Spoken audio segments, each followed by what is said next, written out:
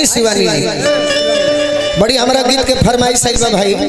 कि पति के मरम अरे सती जनी है हमने कोई ऐसा गीत गाए जो कि पुराने ना हो सही बात सतभरी में हरिया तारे के सती कहनी हां सतभरी में हरिया अरे का जानी मरदा के मरम अरे हई मरदा जनी है कोनो मौगा ही जड़वा का जानी अभी को गीत करे के नया कोइले बनी कि दुश्मन मिले तो मिले लेकिन मतलब यार ना मिले ममहर में मामा मामी मिले हाँ जी ससुराल में मिले साली अब में हरी गोरी हो काली मगर छिनार ना मिले सही बात अब का करे सने संगीत सुने के बाकी है एक जानी को हतारी का हो कि जब बलमा बेदर्दी जब बलमा बेदर्दी अरे बहरावा तब गुल गुल बिछाना का होई जब बलमा बेदर्दी बहरावा तब गुल गुल बिछाना का होई जब बलमा बेदर्दी बहरावा तब गुल गुल बिछाना का होई जब बहरे उड़त गुल जब बहरे उड़त गुल छहरावा जब बहरे उड़त गुल छहरावा तब फूलल फूलवाना का होई ए प्रिंस बाबा हां बाबा एगो हम 2024 में गीत गौले वाली लड़किन के ऊपर हां कि आखिर लड़की हां जी कौन जात है कौन जात गीत यह रहे कि जब बलमा बेदर्दी बहरावा तब गुलगुल बिछौना का होई आ जब बहरे उड़त गुल छहरावा तब हई फूलल फुलौना का होई बेके गो लइका कहता कि हे शिवनिया ही इहे रनिया ही इहे अंकिता है अरे लोभ सब में लइका लोग के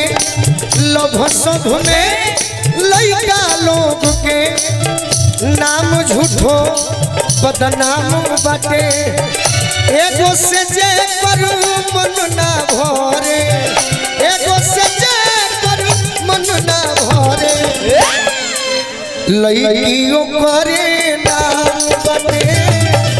लइकियो करे नाम बाटे लइकियो करे नाम बाटे लइकियो करे मिले जुले के ना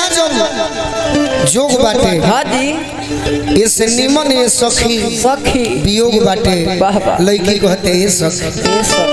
जब जरत बिरह के जब जरत बिरह के आहरावा जब जरत बिरह के आहरावा तब ऊपर से लवना का होई जब जरत बिरह के आहरावा तब ऊपर से लवना का होई तब ऊपर से लवना का होई जब जरत बिरह के आहरावा तब ऊपर से लवना का होई